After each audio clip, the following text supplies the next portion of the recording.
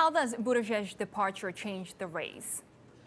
Well, Pete Buttigieg has been in the same kind of moderate lane among Democrats as people like Joe Biden. So many people think that his decision to drop out today is directly related to how well former Vice President Biden did in South Carolina yesterday, and just from a sense within the Democratic Party that they need to coalesce behind one candidate and that Biden is that guy.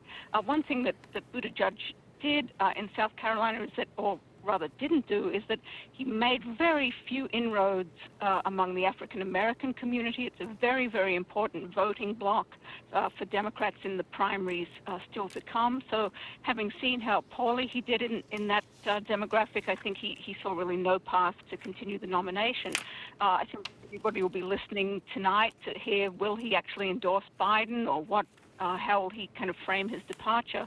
But it definitely seems like whatever percentage of the vote former Mayor Buttigieg was getting, at least a goodly portion of that would go toward Joe Biden. So this is kind of part of the moderate Democrats getting behind a candidate to take on Bernie Sanders on the progressive wing.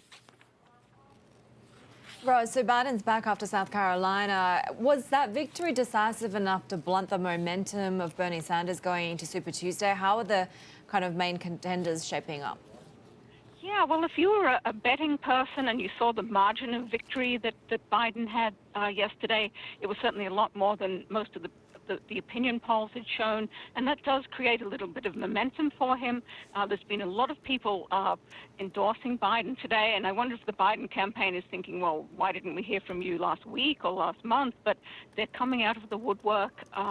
It really seems like there's been kind of a shift in momentum, but by the same token, Bernie Sanders looks very strong in several of the Super Tuesday states, so I think definitely nothing will be decided in terms of the Democratic nomination on Tuesday, but a lot of delegates up for grabs, and I think you may see basically a two-person race come after that.